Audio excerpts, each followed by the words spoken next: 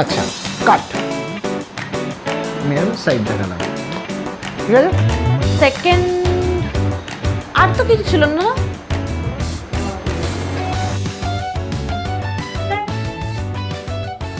ক্যামেরার দিকে তাকাবে, হ্যাঁ এদিক ওদিক তাকিয়ে বলবে না, ক্যামেরার দিকে তাকিয়ে, ঠিক আছে।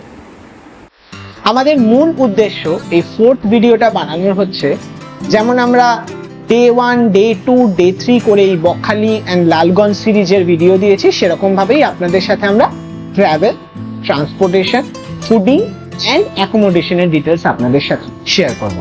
So let's start for it.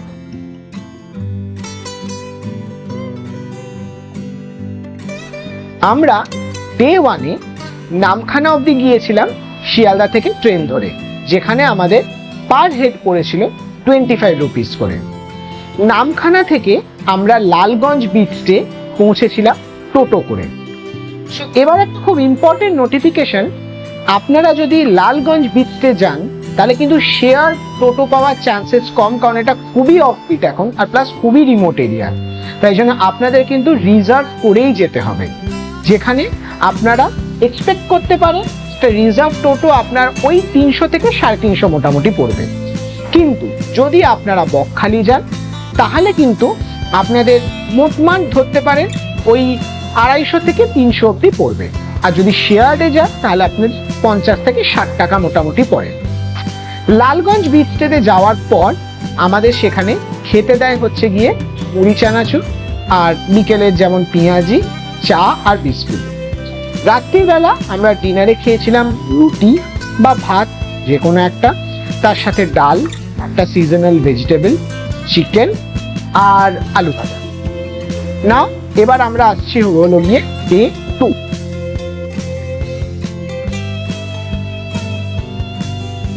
Day 2-তে আমরা সকালবেলা ব্রেকফাস্টে খেয়েছিলাম হচ্ছে গিয়ে লুচি, আলুর তরকারি, মিষ্টি, ডিম সেদ্ধ, চা, বিস্কুট। আচ্ছা একটা খুব ইম্পর্টেন্ট জিনিস, সেটা গিয়ে হলো এখানে লালগঞ্জে আপনারা থাকার দুটো অপশন পাবেন, এক হচ্ছে প্রিমিয়াম টেন্ট আর একটা হচ্ছে অ্যাডভেঞ্চার টেন্ট। প্রিমিয়াম টেন্টের ডেসক্রিপশন অলরেডি আমরা ভিডিও 2-তে দিয়ে থাকি, যদি আপনারা না দেখে থাকেন তাহলে আই লিঙ্ক অপশনের ওপরে আমি শেয়ার করে দেবো লিঙ্ক, অবশ্যই আপনারা দেখতে পারেন।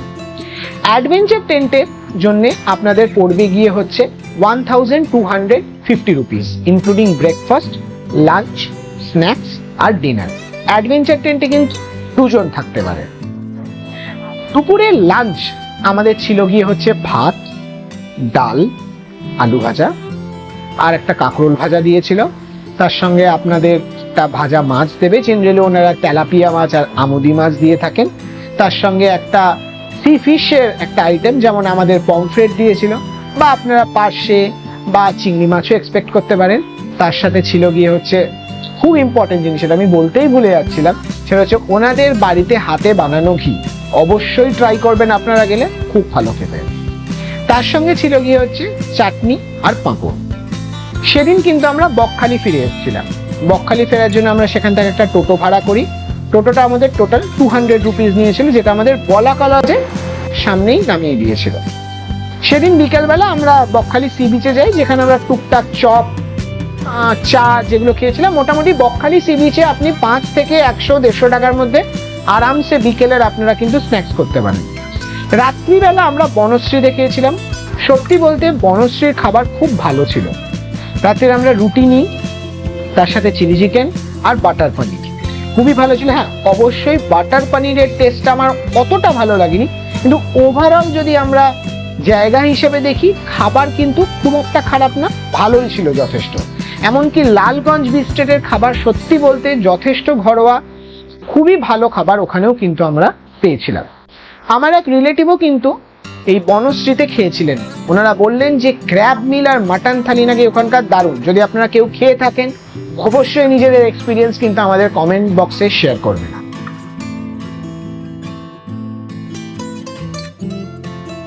ডে 3-তে কিন্তু আমরা কলকাতা রিটার্ন করি। সকালবেলা আমরা ব্রেকফাস্ট করেছিলাম বলাকলজি। আমরা ডিম টোস্ট খেয়েছিলাম, যেটার জন্য আমাদের প্রাইস পড়েছিল 40 রুপিস পার হেড। তারপরে গিয়ে আমরা দুপুরবেলা আমরা বলাকলজেই লাঞ্চ করি, যেখানে আমরা ভেটকি থালি নিয়েছিলাম। ভেটকি থালি আমাদের ওই 220 টাকা করে পার হেড পড়েছিল, যেখানে ভেজ থালির সঙ্গে একটা ভেটকি মাছ অ্যাড করে দেয় ওরা। ভেজ থালিতে ভাত, ডাল, ঝুরি ঝুরি আলু ভাজা, স্যালাড থাকে, তার সাথে আপনাদের ভেটকি মাছ, ওই আমের চাটনি আর পাঁপড় এই দিয়ে থাকে। তারপরে আমরা 3:15 সময় SBSTC বাস স্ট্যান্ড থেকে বাস ধরে আমরা কলকাতা রিটার্ন করি। এবার আমরা কিন্তু দেখি যে SBSTC বাস স্ট্যান্ডে বাসের ফেয়ার নন এসি বাসের জন্য টিল কলকাতা ছিল 210 টাকা, আর এসি বাসের জন্য 250 টাকা। আপনারা বলবেন, কারণ আমার কিন্তু এটা একটু বেশি প্রাইস লেগেছিল, কারণ আপনারা যদি কেউ বর্ধমান ট্রাভেল করে থাকেন বা বর্ধমান থেকে কলকাতা ট্রাভেল করে থাকেন, দেখবেন ডিস্টেন্সটা মোটামুটি আপনার এই 5 থেকে 110 কিলোমিটারের মধ্যে ভ্যারি করে। সেখানে কিন্তু নন এসি বাসের চার্জ ওই মোটমাট 95 থেকে 100 কি ম্যাক্সিমাম 110-এর মধ্যে থাকে। কিন্তু এখানে কিন্তু ডিস্টেন্সটা আমি মানছি একটু বেশি, মানে 15-20 কিলোমিটার বেশি, যেটা গিয়ে হচ্ছে আপনার 125 থেকে 130 কিলোমিটার, কিন্তু প্রাইস কিন্তু প্রায় 210 টাকা। আর এসি বাসের কিন্তু এদিকে মানে প্রাইস ভেরিয়েশনটা খুবই কম, প্রায় মাত্র 40 টাকা। এসি বাসের প্রাইস হচ্ছে 250 আর এর প্রাইস হচ্ছে 210। আপনারা বলবেন যে আপনাদের কি এই প্রাইসটা কি একটু বেশি লাগলো নাকি কম লাগলো? বকখালিতে মেইনলি অ্যাকোমোডেশন ডিটেলস আমি আপনাদের সঙ্গে সেরকম ভাবে আলাদা করে শেয়ার করছি না, কারণ এটা মেইনলি ডিপেন্ড করছে আপনাদের বাজেটের উপর।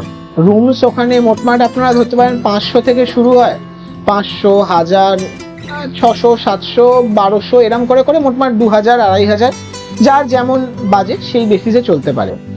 কিন্তু আমি যদি খাওয়ার প্রসঙ্গে আসি, ফুডিং এর মেন ব্যাপারটা, তো সিঙ্গেল ইন্ডিভিজুয়াল আমরা যেমন 2 nights 3 days এর আমাদের প্ল্যান ছিল, তো আপনারা ধরতে পারেন 2 nights 3 days এর মধ্যে আরামসে উইদিন 1000 এর মধ্যে আপনারা ভালো করে এগ, চিকেন, ফিশ মোটমাট সবই মোটামুটি আপনাদের কভার হয়ে যায়।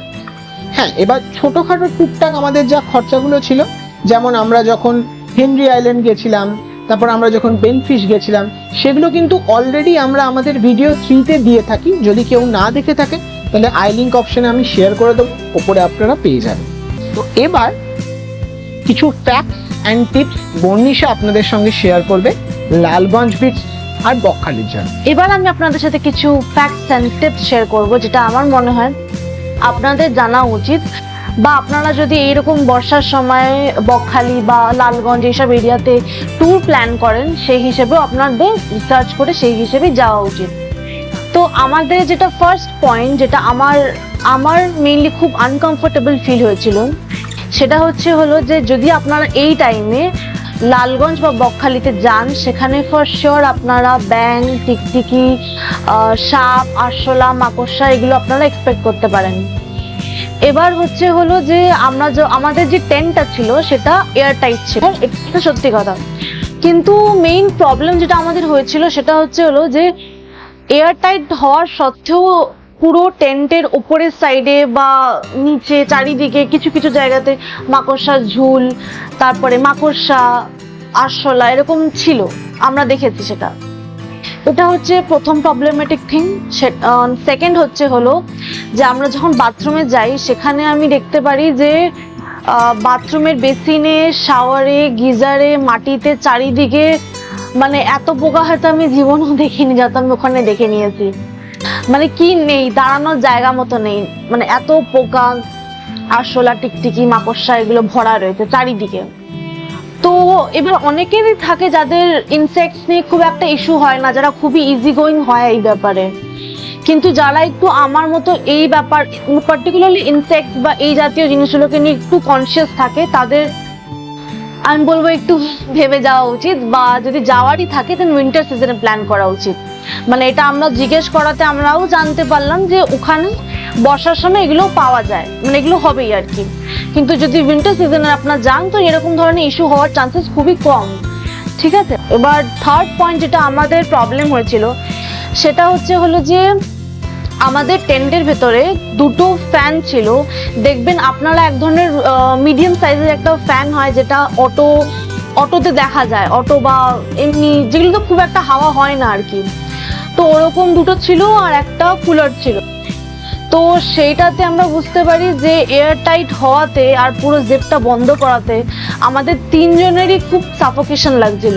হাওয়াটা কোনোভাবেই না প্রপারলি মানে ডিস্ট্রিবিউট হচ্ছিল না তিনজনের মধ্যে। এবার মানে আমার পায়ের নিচে যেমন কুলার ছিল, তো ওটা কনস্ট্যান্টলি রাতে চলাতে আমার পায়ে ঠান্ডা লাগছিল। প্রমিতের মাথার উপর একটা ফ্যান ছিল, স্ট্যান্ড ফ্যান, তো সেটাও কনস্ট্যান্টলি চলাতে ওর মানে যেহেতু কনস্ট্যান্ট একটা মাথার উপর হাওয়া লাগছিল, ওর ঠান্ডা লেগে গেছিল।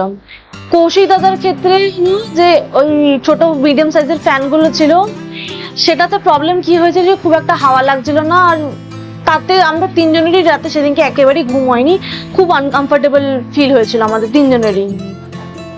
তো এই একটা খুব অদ্ভুত একটা আমাদের এক্সপিরিয়েন্স হয়েছে। তো এই জিনিসটা কিন্তু আপনারা যদি উইন্টার সিজনে যান তাহলে কিন্তু এরকম ধরনের প্রবলেম হবে না, কারণ কি তখন আপনাদের কোনো ইনসেক্টস পাবেন না, আপনারা এরকম ধরনের কোনো রকম ফ্যান বা কুলার আপনাদের লাগবে না। তো সেটা একটা ভালো একটা অপশন থাকতে পারে। এবার এরপরে আমরা যখন বলাকা লজে যাই বকখালিতে, তো সেখানে যেটা আমাদের মেইন একটা খুব মানে প্রবলেম আমাদের খুব একটা হয়নি, বাট যেটা আমাদের খুব এক্সপেন্সিভ লেগেছিল সেটা হলো যে আমরা যেহেতু অন স্পট বুক করেছিলাম, তাও আবার রাশের টাইমে, তো আমাদের প্রাইসটা অনেকটাই বেশি পড়েছিল হোটেলে। এবার আমি রিকমেন্ড করবো যে যদি আপনারা এরকম বকখালিতে কোনো হোটেল বা হোমস্টে বা রিসর্ট এরকম কোনো রকম জায়গাতে যদি আপনারা প্ল্যান করছেন, তাহলে না মানে আপনারা অনেক আগের থেকে সেটা বুক করে রাখবেন, কারণ কি অন স্পট আপনারা যদি বুক করেন তো দামটা অনেকটাই বেশি হতে পারে। তো এই কটা ছিল যেটা আমরা ফেস করলাম বকখালি আর লালগঞ্জে। এবার তাছাড়া কিছু ফ্যাক্টস আমরা লালগঞ্জের ব্যাপারে জানতে পারলাম। সেখানকার আমাদের যে হোস্ট ছিল শম্ভুদা আর মধুসূদন তার ছেলে আর কি, তো আমরা ওদের থেকে জানতে পারি এই ধরনের ইন্টারেস্টিং স্টোরি, যেগুলো আমি আপনাদের সাথে শেয়ার করতে চাই। আমাদেরই খুব ভালো লাগলো। তো আপনারা যদি শুনে থাকেন দেখবেন অনেকেই বলে যে হ্যাঁ সুন্দরবনে বাঘ দেখা যায় না, অনেকেই বলে সেটা।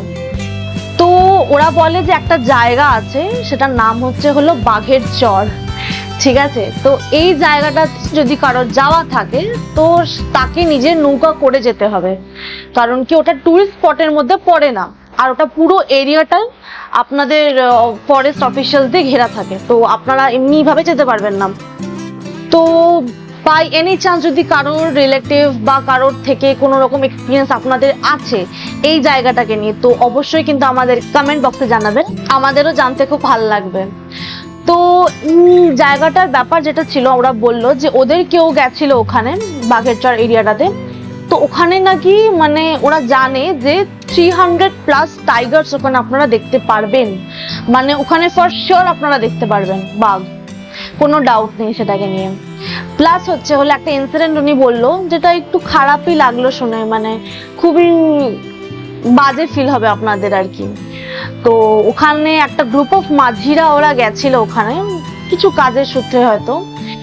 এবার ওদের হয়তো ওই পার্টিকুলার জায়গাতে ওই নৌকাটা ওরা স্থির করেছিল, ওদের ঘুম পেয়ে গেছিল বা কিছু একটা হয়েছিল, যেটা অবশ্যই আমরা এখন জানতে পারবো না ওদের থেকে, বা ওরাও জানতে পারতো না। তো নৌকাটা ওই জায়গাটা স্থির হয়েছিল। এবার সেটা হওয়াতে ওখানে 3-4টে বাঘ ছিল যারা অবভিয়াসলি দেখতে পেয়েছে, মানে মানুষরা এসেছে আর ওখানে অনেকক্ষণ দাঁড়িয়ে আছে, মানে বোটটাও স্থির আছে, কোনো মুভমেন্ট নেই।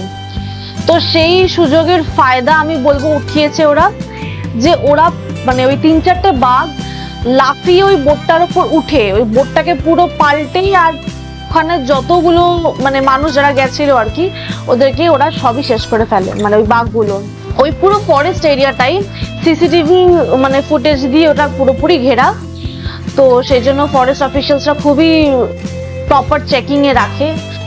এবার তারপর একটা ইনসিডেন্ট যেটা আমরা জানতে পারলাম যে লালগঞ্জের ওখানে মানে আমরা যেখানে ছিলাম বিচ স্টের ওখানে, এবং ওটা তো একেবারেই রিমোট এরিয়া, রিমোট গ্রাম, মানে ওখানে আশেপাশে আমরা যখন বিকেল বেলায় গেছিলাম ওখানে না কোনো আলো ছিল আশেপাশে, আর না কোনো রাস্তাতে লাইট ছিল, কিছুই ছিল না, মানে পুরো অন্ধকার যেটাকে বলে। শুধু একটাই বিচটা ছিল যেখানে আমরা গেছিলাম। এবং ওরা বলছিল যে যদি আমরা কেউ ওই মানে রাত্রিবেলা একদম প্রপার রাতে যদি তখন আমরা বেরোই ওই পার্টিকুলার রাস্তাটাতে যদি আমরা যাই, আপনারা যদি সেকেন্ড ভিডিওতে দেখে থাকেন প্রমিত আর কৌশিক দা দুজনে মিলে হেঁটে হেঁটে একটা মানে যে বিচের রাস্তা দিয়ে যেই রুটটা, সেই এরিয়াতে নাকি শিয়ালও আসে।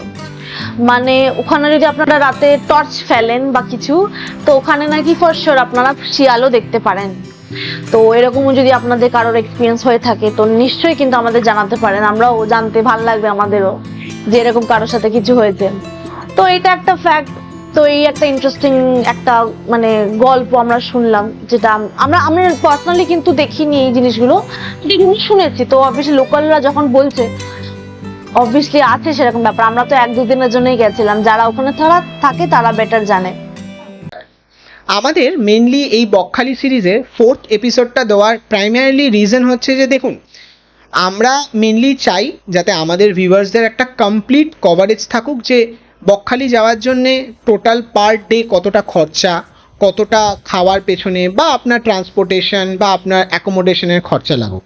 তো আমাদের যে গোয়িং ফরওয়ার্ড যতগুলোই ভিডিও আসবে, যতগুলো সিরিজ আসবে, সেখানে আপনারা কিন্তু এরকম এক্সপেক্ট করতে পারেন যে আমরা একটা টোটাল ডেসক্রিপশন দেবো।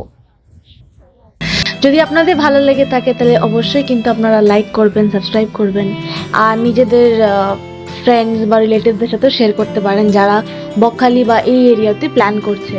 Thank you.